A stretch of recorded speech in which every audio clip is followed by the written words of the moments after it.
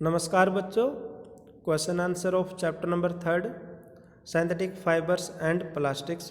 Question number first, explain why some fibres are called synthetic. Synthetic means man made. Synthetic means क्या होता है? Man made. तो इसका answer देखिए आप। देर आर सम फाइबर्स, कुछ ऐसे फाइबर होते हैं दैट आर प्रिपेयर्ड, जिसको तैयार किया जाता है बाय, किसके द्वारा? Man, by using chemicals. और उस केमिकल्स का क्या नाम है? पेट्रोकेमिकल्स। क्या नाम है? पेट्रोकेमिकल्स। दीज आर कॉल्ड, इनको क्या बोलते हैं? Synthetic fibres. फिर आप आफ्टर दैट आप लिखेंगे examples of synthetic fibre are rayon, nylon. तो इस तरह आप इसके एग्जाम्पल लिखेंगे। मिनिमम आपने कम से कम 2 एग्जाम्पल आपने लिखने हैं। आफ्टर दैट आप क्या लिख देंगे? ETC etcetera. Question number second, mark and tick the correct answer. तो देखिए, रेयन इज डिफरेंट। रेयन जो फाइबर्स है वो डिफरेंट है किससे? सिंथेटिक फाइबर से। बिकॉज इसका रीजन क्या है? तो इनमें से बी जो है करेक्ट है कि it is obtain from wood pulp. इसको हम कहाँ से तैयार करते हैं? From the wood pulp. तो नेक्स्ट देखिए question number 3, filling the blanks. Next देखिए question number 3, filling the blanks. A, synthetic fibres are also called dash और डैश फाइबर। तो क्या आएगा? सिंथेटिक को क्या बोलते हैं? मैन मेड, अभी क्वेश्चन नंबर फर्स्ट में किया आपने। और उसको क्या बोलते हैं? Artificial. B, synthetic fibres are synthesised from raw material called petrochemicals. अभी बात हुई थी, जो केमिकल्स यूज करते हैं उसका क्या नाम है? Petrochemicals. See, like synthetic fibres plastic is also a, plastic भी क्या है? एक पॉलीमर है। नेक्स्ट देखिए क्वेश्चन नंबर 4, गिव एग्जाम्पल। सिर्फ आपने क्या देने? Only example. Which indicate that nylon fibres are very strong, कि नायलॉन फाइबर जो है बहुत स्ट्रॉन्ग क्यों है? तो इसका आंसर देखिए, nylon fibres are very strong, ये बहुत ज़्यादा स्ट्रॉन्ग है। It is use for making ropes, इनसे क्या बनती है? रस्सी वगैरह। यूज फॉर क्लाइंबिंग रोप्स, जो पहाड़ों पर चढ़ने के लिए यूज होती है रोप्स वगैरह, वो किन से बनती है? नायलॉन फाइबर से। किन से बनती है? नायलॉन फाइबर से। एंड फॉर मेकिंग पैरासूट्स, पैरासूट्स भी किन से बनते हैं? नायलॉन फाइबर से। देर यूजेज शोज दैट, इनके जो यूज है हमें क्या दिखा रहे हैं? कि नायलॉन फाइबर क्या है? बहुत हाई टेंसिल स्ट्रेंथ, बहुत ही ज़्यादा क्या इनके अंदर मजबूती है। नेक्स्ट देखिए question number 5, explain why plastics container are favoured for storing food, कि हम प्लास्टिक के बर्तनों में हम स्टोर क्यों करते हैं फूड वगैरह? तो इसका रीज़न क्या है? तो इसका रीज़न देखिए, लाइट वेट, वजन में हल्के होते हैं। लोअर प्राइस, इनकी कीमत कम होती है। गुड स्ट्रेंथ, इनमें मजबूती होती है। और इजी हैंडलिंग, इनको हैंडल करना आसान है, यानी कि हैंडल करना, लाने ले जाने में कोई प्रॉब्लम नहीं होती। तो handling, easy handling. Question number 6 देखिए, explain the difference between thermoplastic and thermosetting plastic. तो जब भी डिफरेंस की बात हो तो आप एक लाइन बीच में ड्रॉ करेंगे। वन साइड आप लिखेंगे थर्मोसेटिंग प्लास्टिक और अदर साइड आप क्या लिखेंगे? थर्मोप्लास्टिक। तो देखिए, थर्मोसेटिंग प्लास्टिक में क्या आएगा? Thermosetting plastic can not B bent easily, इसको हम आसानी से मोड़ नहीं सकते। इट में ब्रेक, यह टूट जाएगा। व्हेन फोर्स टू बेंड, यदि हम ज़्यादा फोर्स अप्लाई करेंगे तो। थर्मोप्लास्टिक में देखिए, thermoplastic can B bent easily, इसको मोड़ना जो है आसान होता है। और नेक्स्ट देखिए, thermosetting plastic can not be softened by heating, गर्म करने पर इसको हम सॉफ्ट नहीं कर सकते। Thus it can not B reshaped, इसको हम दोबारा आकार नहीं दे सकते। रीशेप मतलब दोबारा आकार देना। वंस मोल्डेड, यदि इसको एक बार बनाया जाए तो उसको दोबारा हम रीशेप नहीं कर सकते। Thermoplastic can be softened by easily by heating, गर्म करने पर इसको हम आसानी से क्या कर सकते हैं? सॉफ्ट। दस इस प्रकार इट कैन बी रीशेप्ड, इसको हम दोबारा आकार दे सकते हैं।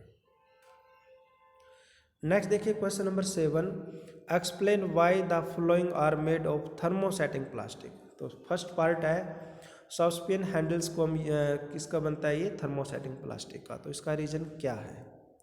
तो इसका रीज़न देखिए, first saucepan handles are made of thermosetting plastic, because इसका रीज़न क्या है, these plastic do not get softened on heating, ये गर्म करने पर हीट सॉफ्ट नहीं होते, गर्म करने पर सॉफ्ट नहीं होते। Also thermosetting plastic such as bakelite are poor conductor of heat, poor conductor means of heat, यानी कि इसमें से हीट पास नहीं होगी। तो इसका रीज़न क्या था, because these plastic do not gate soften on heating, गर्म करने पर सॉफ्ट नहीं होंगे। और दूसरा रीज़न क्या है, पुअर कंडक्टर ऑफ हीट, इनमें से हीट पास नहीं होगी। बी देखिए, electric plug switches plug board, ये किससे बनते हैं, थर्मोसेटिंग प्लास्टिक से। तो इसका रीज़न क्या है, ये देखिए, थर्मोसेटिंग प्लास्टिक सच एज जैसे कि bakelite are poor conductor of heat and electricity, poor conductor means insulator, जिसमें से हीट इलेक्ट्रिसिटी पास नहीं होती, therefore they are use for making electric pulse, इनसे क्या बनते हैं, electric pulse, switches, plug board etcetera.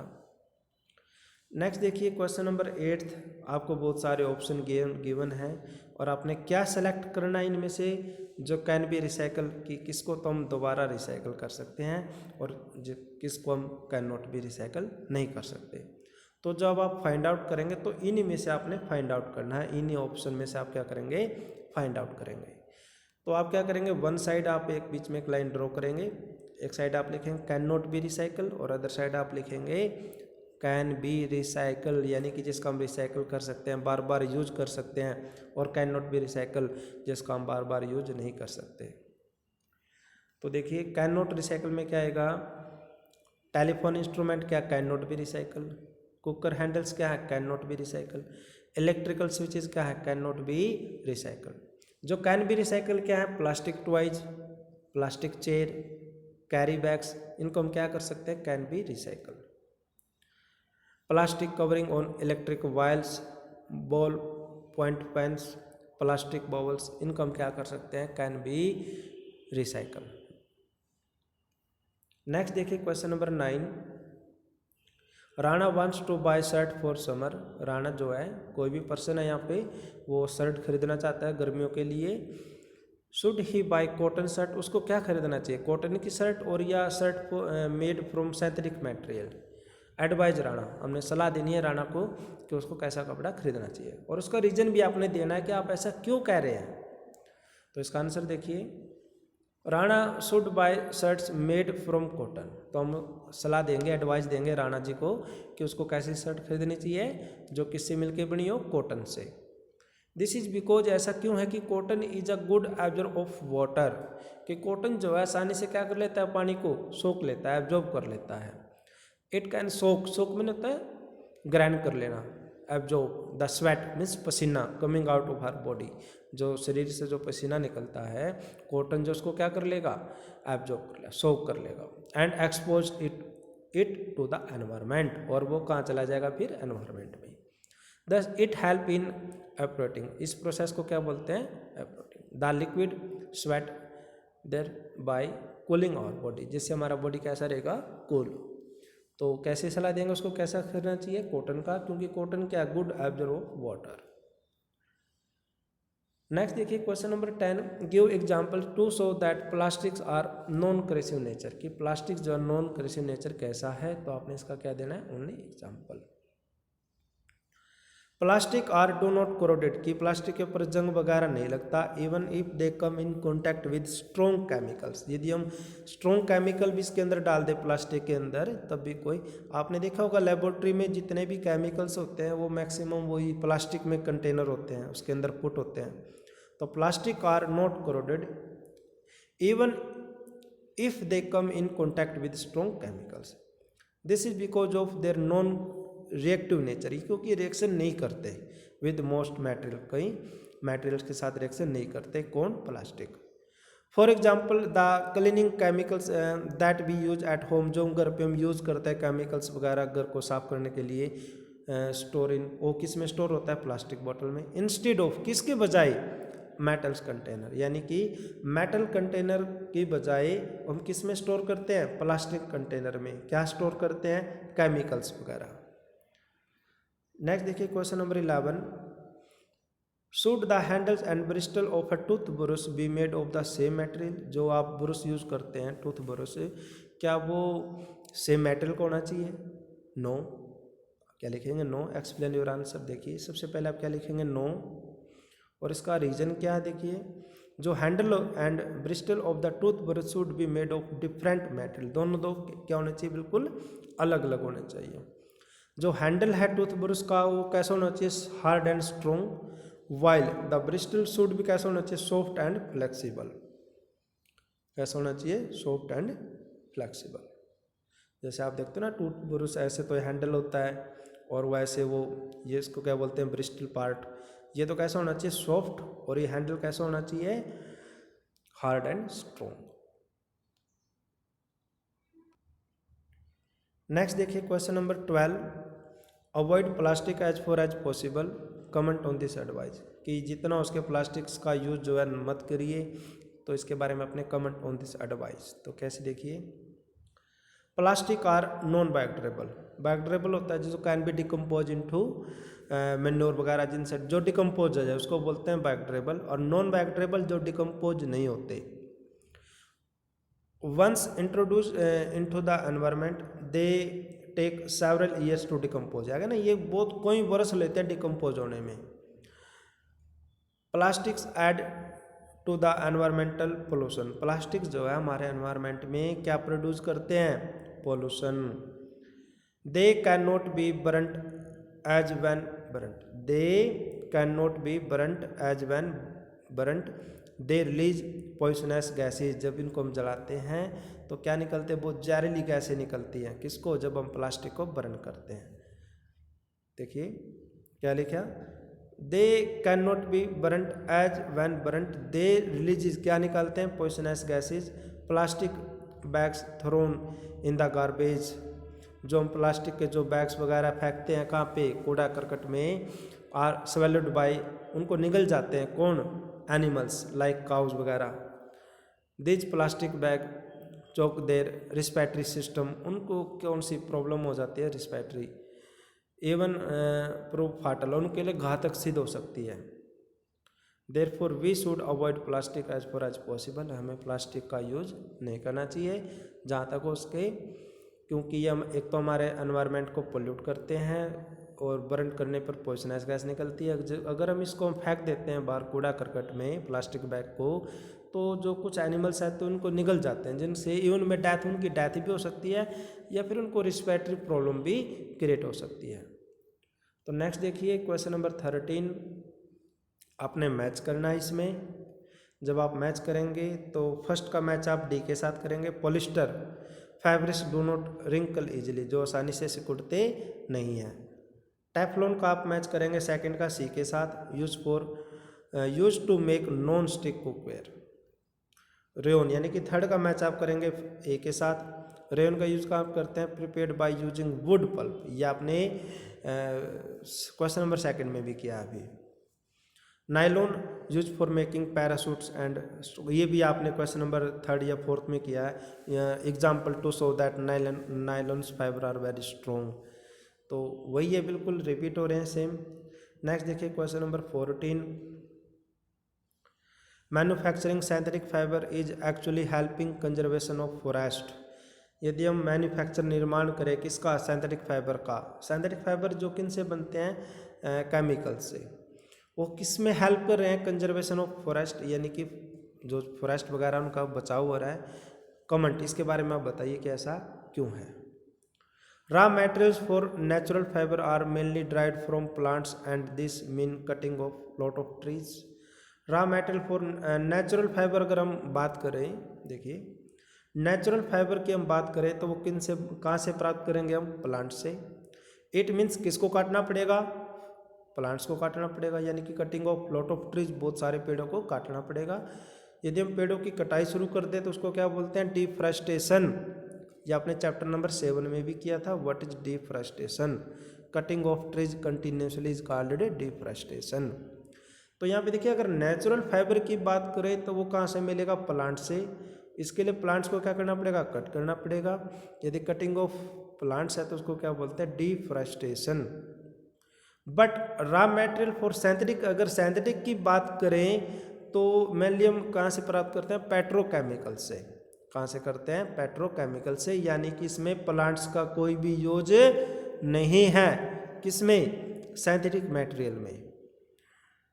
Hence manufacturing synthetic fibre help in the conserve, इसलिए जब हम इसका यूज करेंगे पेट्रोकेमिकल का, तो प्लांट्स का यूज तो है ही नहीं। जब प्लांट्स का यूज नहीं है तो कंजर्वेशन ऑफ किसका हो रहा है? फॉरेस्ट का। यही आपका आंसर है।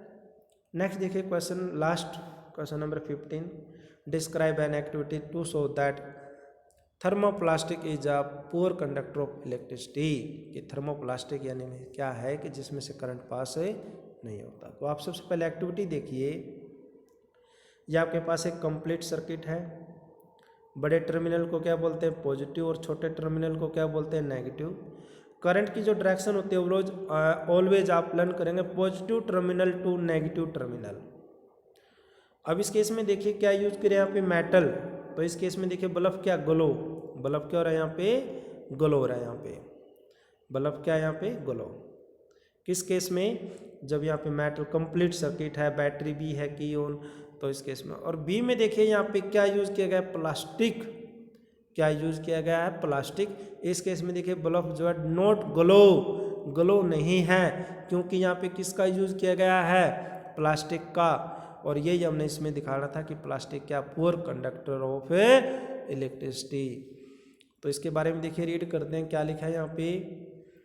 We will design a circuit to see that thermoplastic क्या है? पुअर कंडक्टर्स ऑफ इलेक्ट्रिसिटी, यानी कि जिसमें से हीट और इलेक्ट्रिसिटी पास नहीं होते। वी नीड अ बल्ब, किसकी जरूरत पड़ेगी? एक बल्ब की। सम वायर, कुछ तार की।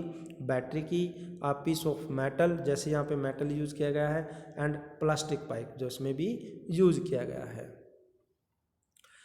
Setup the circuit first the metal, सबसे पहले हम किसको किस हेल्प से सेट करें? मेटल की। With the plastic pipe as shown in the figure, ये हम सेकंड में यूज करेंगे। नेक्स्ट देखिए, after you switch on the current you will observe that bulb is glow in the former case. जो first case में bulb क्या? Glow हो रहा है। In the latter case the bulb does not glow, hence a plastic pipe. जिस देखिए second में जो क्या यूज किया गया? प्लास्टिक। इस केस में जो bulb not glow, hence a plastic pipe which is thermoplastic is shown to be a poor conductor of electricity. तो क्या है ये? Poor conductor of electricity. तो इस तरह आप ये कंप्लीट क्वेश्चन आंसर लर्न करेंगे चैप्टर नंबर 3 के। फिर भी कोई प्रॉब्लम है तो प्लीज़ आप मुझे इन्फॉर्म कीजिए।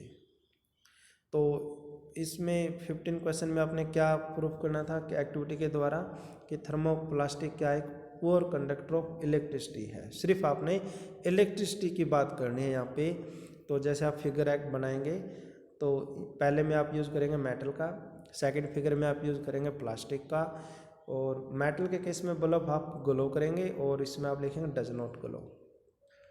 तो आज के लिए इतना ही। Thank you and have a nice day.